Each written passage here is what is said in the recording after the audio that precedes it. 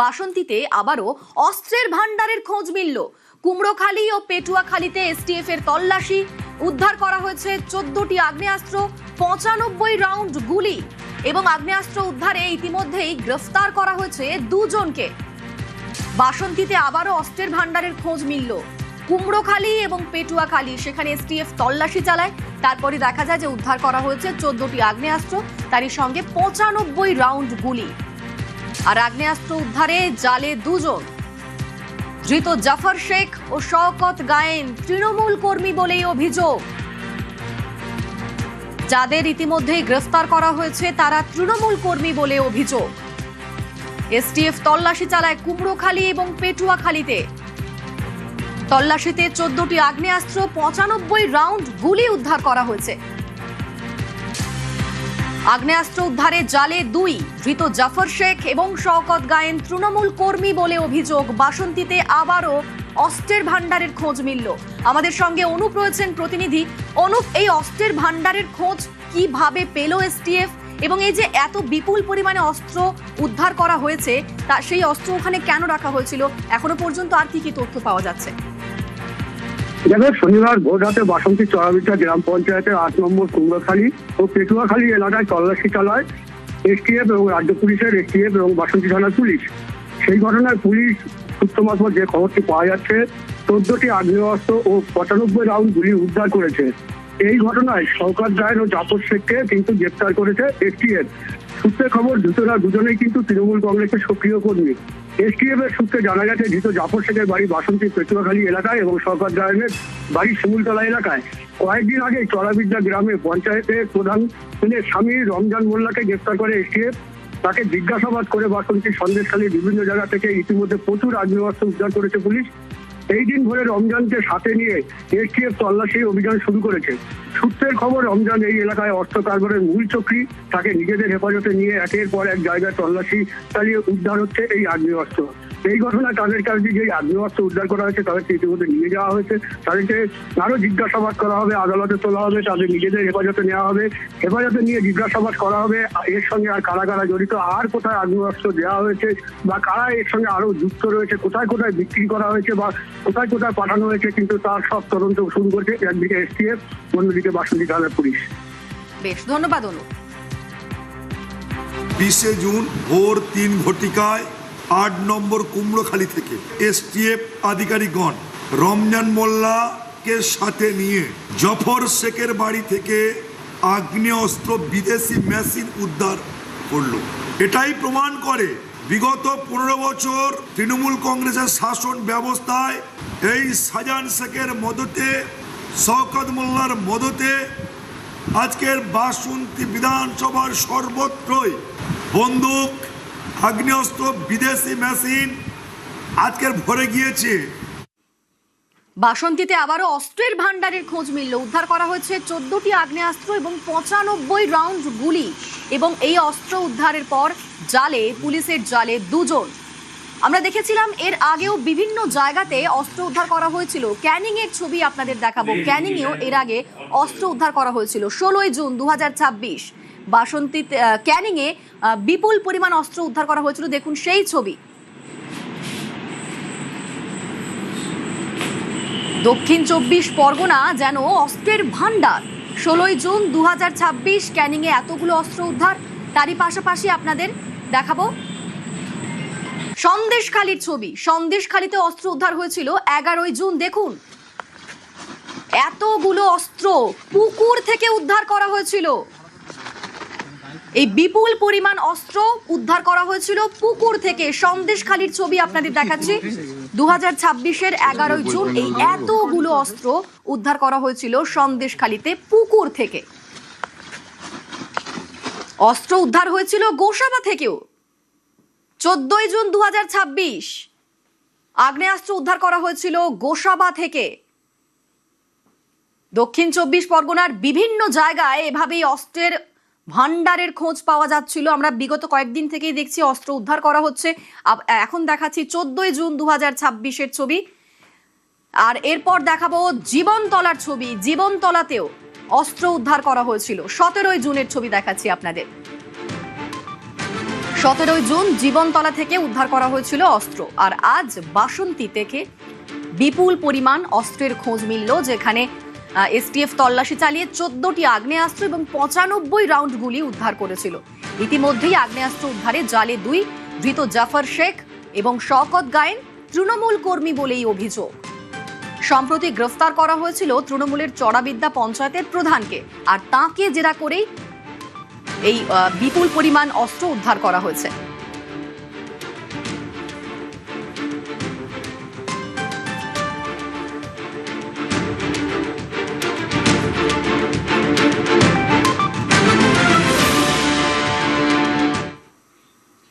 আজ পশ্চিমবঙ্গ দিবস পালন। পশ্চিমবঙ্গ দিবসে রাজ্যে আসছেন প্রধানমন্ত্রী নরেন্দ্র মোদী। তারকেশ্বরে পশ্চিমবঙ্গ দিবসের অনুষ্ঠানে নরেন্দ্র মোদী থাকছেন।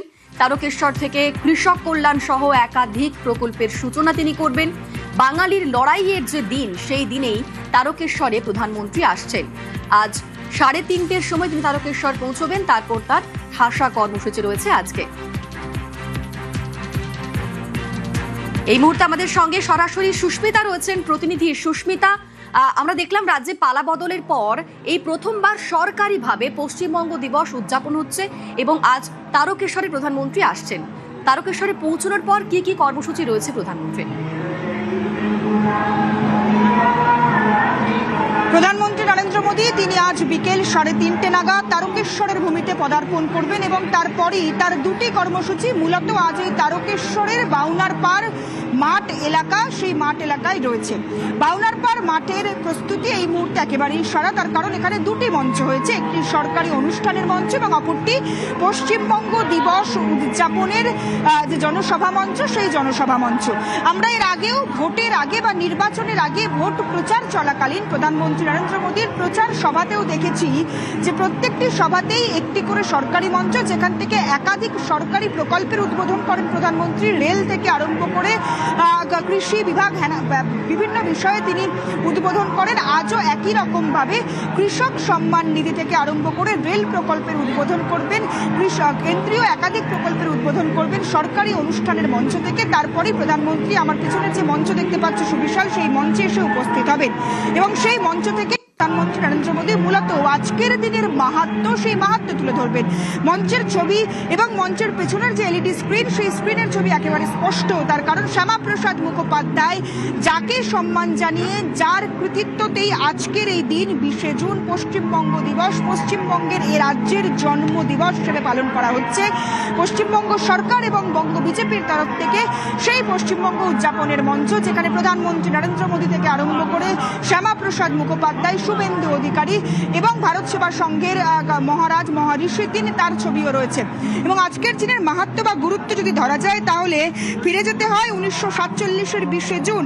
তার কারণ সেদিন অবিভক্ত বাংলার আইনসভায় ভবিষ্যৎ নির্ধারণের জন্য ঐতিহাসিক ভোটাভুটি হয়, যে ভোটাভুটিতে পশ্চিমাঞ্চলের 58 জন সদস্য পশ্চিমবঙ্গকে পৃথক করে ভারতের অন্তর্ভুক্তিকরণের জন্য ভোট দেন এবং বিপক্ষে ভোট পড়ে 21টি। পশ্চিমবঙ্গকে ভারতবর্ষের অন্তর্ভুক্ত করানোর দাবির মধ্যে অন্যতম মুখ ছিলেন শ্যামাপ্রসাদ মুখোপাধ্যায়, নির্মল চন্দ্র চট্টোপাধ্যায়, বিধানচন্দ্র রায়ের মতো নেতৃত্ব। এবং তাদের যে বক্তব্য ছিল, পশ্চিমবঙ্গের বিপুল হিন্দু, তাদেরকে যদি পাকিস্তানের অন্তর্ভুক্তিকরণ করা হয়, তাহলে তাদের ধর্মাচরণ, তাদের জীবন যাপনে বেশ একটা বাধা প্রাপ্ত হতে পারে। আর সে কারণেই 1947-এর 20 জুন এই তারকেশ্বরের মাটিতে হিন্দু মহাসভার মঞ্চ থেকেই শ্যামাপ্রসাদ মুখোপাধ্যায়ের উপস্থিতিতে হয় রেজলিউশন এবং তারপর আইনসভার 58 সদস্যের সয়ে 20 জুন পশ্চিমবঙ্গের জন্ম, পশ্চিমবঙ্গের অন্তর্ভুক্তিকরণ ভারতবর্ষের সঙ্গে। আর যে কারণেই আজ পশ্চিমবঙ্গ দিবস। সঙ্গে থাকো সুস্মিতা। এই পশ্চিমবঙ্গ দিবসে বাংলায় শুভেচ্ছা বার্তা নরেন্দ্র মোদীর। শ্যামাপ্রসাদ মুখোপাধ্যায়ের লড়াইকে কুর্নিশ, ডাবল ইঞ্জিন সরকারের জমানায় স্বপ্ন পূরণের বার্তা, বাংলার সার্বিক উন্নয়নের বার্তা প্রধানমন্ত্রীর। তিনি সোশ্যাল হ্যান্ডেলে পোস্ট করেছেন। প্রধানমন্ত্রী লিখেছেন, পশ্চিমবঙ্গ দিবস উপলক্ষে পশ্চিমবঙ্গের আমার বোন ও ভাইদের জানাই আন্তরিক শুভেচ্ছা। এই দিনটি এমন এক রাজ্যকে উদযাপন করে যা সাহিত্য, সঙ্গীত, শিল্প, আধ্যাত্মিকতা, বিজ্ঞান, বাণিজ্য ও ব্যবসা, সমাজ সংস্কার এবং আরো অনেক বৈচিত্র্যময় ক্ষেত্রে তার অবদানের মাধ্যমে ভারতের ইতিহাসকে রূপদান করেছে। বারবার অগণিতভাবে পশ্চিমবঙ্গ ভারতের জাতীয় চেতনাকে সমৃদ্ধ করেছে। পশ্চিমবঙ্গের ইতিহাসে 20শে জুন দিনটি অত্যন্ত তাৎপর্যপূর্ণ। এই দিনেই নিশ্চিত করা হয়েছিল যে পশ্চিমবঙ্গ ভারতের একটি অংশ হিসেবেই থাকবে। এর পেছনে ছিল ডক্টর শ্যামাপ্রসাদ মুখার্জির অমূল্য অবদান। 2026 সালে আমরা ডক্টর মুখার্জির 125তম জন্ম জয়ন্তীও পালন করছি। জনগণের স্বপ্ন ও আকাঙ্ক্ষা পূরণের জন্য কেন্দ্রীয় সরকার পশ্চিমবঙ্গ সরকারের সঙ্গে যৌথভাবে কাজ করবে। আমি পশ্চিমবঙ্গের অগ্রগতি এবং পশ্চিমবঙ্গবাসীর সমৃদ্ধির জন্য প্রার্থনা করছি।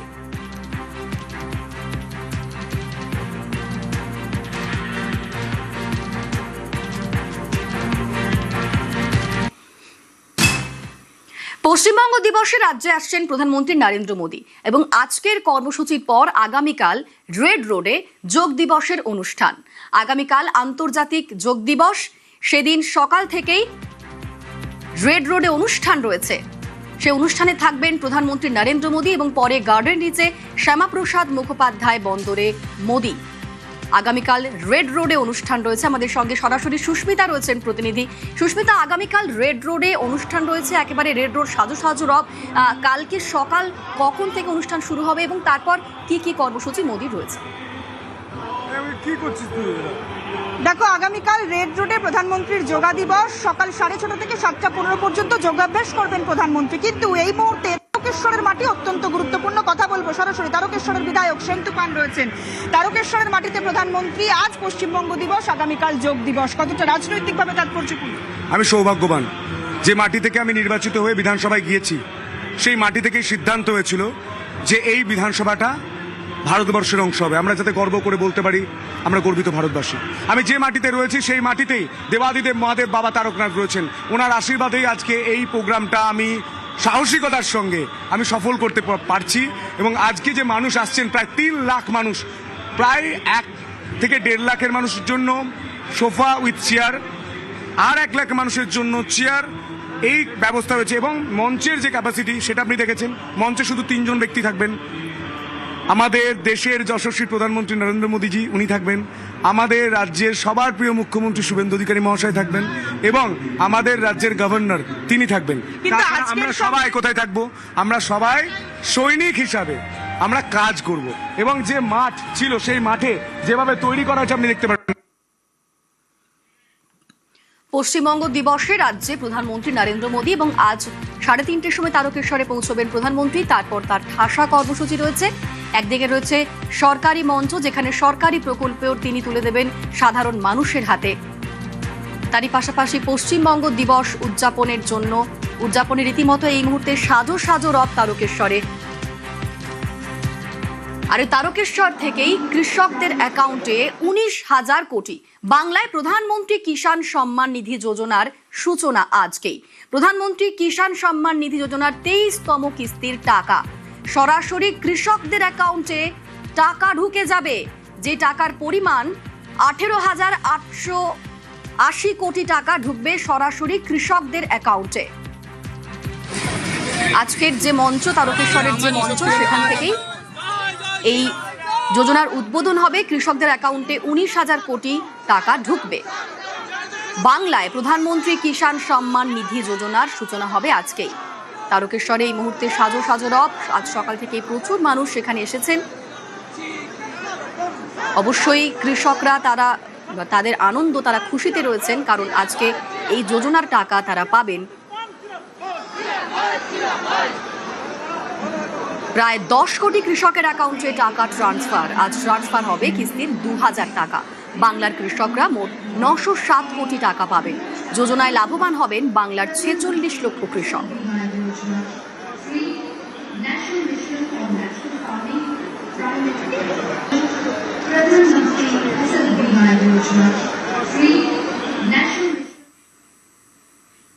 বিধানসভাতেও পশ্চিমবঙ্গ দিবসের অনুষ্ঠান।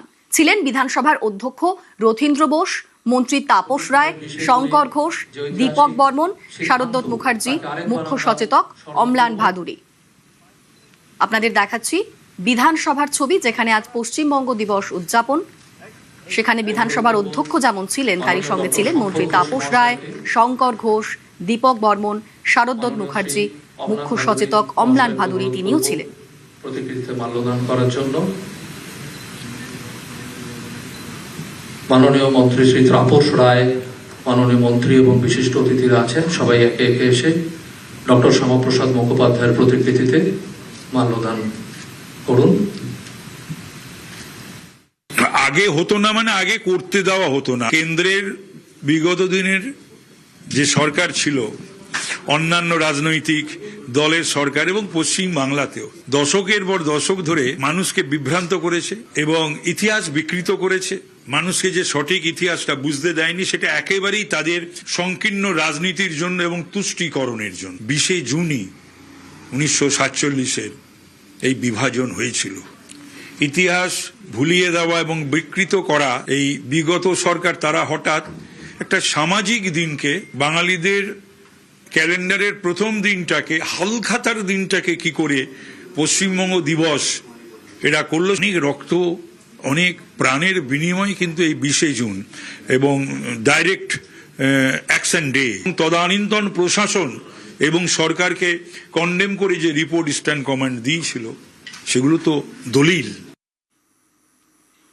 আজ পশ্চিমবঙ্গ দিবস। পশ্চিমবঙ্গ দিবসে তৃণমূলকে তুলোধনা মুখ্যমন্ত্রীর। ইতিহাস মোছার ঘৃণ্য চক্রান্ত হয়েছিল, এমনটাই লিখেছেন মুখ্যমন্ত্রী। ভোট ব্যাংক তোষণের রাজনীতির অভিযোগে তৃণমূলকে নিশানা সানিয়েছেন। আবার সেই চক্রান্তের অবসান, এমনটাই লিখছেন মুখ্যমন্ত্রী।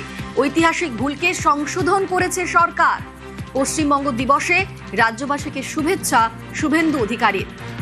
মুখ্যমন্ত্রী লেখেন, আজ 20শে জুন পশ্চিমবঙ্গের ইতিহাসে এক অত্যন্ত গুরুত্বপূর্ণ দিন এবং বাঙালির ভাগ্য নির্ধারক দিন। এই ঐতিহাসিক দিনে সমস্ত রাজ্যবাসীকে জানাই আমার আন্তরিক শুভেচ্ছা ও গৈরিক অভিনন্দন। দীর্ঘ কয়েক দশক পর এই প্রথমবার ভারত কেশরী ডক্টর শ্যামাপ্রসাদ মুখোপাধ্যায়ের মহান আদর্শে অনুপ্রাণিত আমাদের রাষ্ট্রবাদী সরকার পশ্চিমবঙ্গ সৃষ্টির প্রকৃত ও ঐতিহাসিক ঘটনাক্রমকে পূর্ণ মান্যতা দিয়ে পশ্চিমবঙ্গ দিবস সরকারিভাবে পালন করতে চলেছে। আমাদের ইতিহাসকে মুছে ফেলার যে ঘৃণ্য চক্রান্ত হয়েছিল, আজ তার অবসান ঘটেছে। অবসান ঘটেছে ভোট ব্যাংক ও তোষণের রাজনীতির এক অন্ধকারময় অধ্যায়ের। দুর্ভাগ্যজনকভাবে বিগত সরকার শুধুমাত্র নিজস্ব ভোট ব্যাংক রক্ষা এবং নির্লজ্জ তোষণের রাজনীতি চরিতার্থ করার জন্য এই পবিত্র দিনটির গুরুত্বকে সম্পূর্ণ ধামাচাপা দেওয়ার চেষ্টা করেছিল। ইতিহাসের পাতা থেকে বাঙালির এই আত্মপরিচয়ের লড়াইকে মুছে ফেলার অপচেষ্টা করা হয়, যাতে মানুষ নিজের শিকড় এবং পশ্চিমবঙ্গ সৃষ্টির নেপথ্যের প্রকৃত নায়কদের ভুলে যান। কিন্তু সত্যকে কখনো চিরতরে চেপে রাখা যায় না। আমাদের সরকার সেই ঐতিহাসিক ভুলকে সংশোধন করে আজ বাংলার প্রকৃত ইতিহাসকে স্বমহিমায় প্রতিষ্ঠিত করেছে।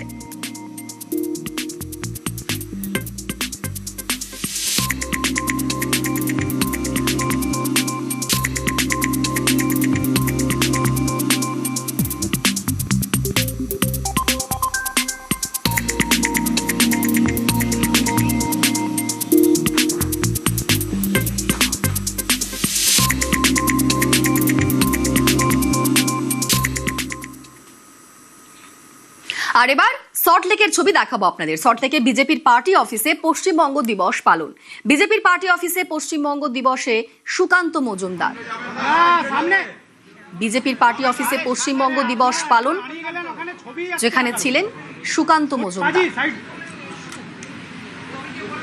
আমরা চাইছি ঐতিহাসিক সত্যতাটাকে বাংলার ছাত্র সমাজ বা বাংলার বিদ্যার্থী সমাজ জানুক। যখন একটা রাজ্য যার অস্তিত্বই এলো হচ্ছে স্রোতের বিপরীতে হেঁটে, ভারতবর্ষের বেশিরভাগ রাজ্য হচ্ছে লিঙ্গুইস্টিক বেস, যেই রাজ্যগুলো সৃষ্টি হয়েছে, ছোট ছোট রাজ্যগুলো বড় একটি রাজ্য থেকে বেরিয়ে এসে, কখনো সেন্ট্রাল প্রভিন্স নাম ছিল, সেখান থেকে ভেঙে ভেঙে ভেঙে অনেক রাজ্য হয়েছে ভাষাগত কারণে। কিন্তু পশ্চিমবঙ্গের যদি আমি ইতিহাস দেখি, পশ্চিমবঙ্গের ইতিহাস কিন্তু সৃষ্টি হওয়াটা কিন্তু একদমই ঐতিহাসিক একটি দস্তাবেজ। সেটা তো আমাদের জানা উচিত। আমরা পশ্চিমবঙ্গ কেন সৃষ্টি হলো, কিভাবে সৃষ্টি হলো, এর পেছনে ইতিহাস কি, ভূগোল কি, এটা তো ছাত্রছাত্রীদের উচিত জানা এবং সিলেবাসে আসা উচিত।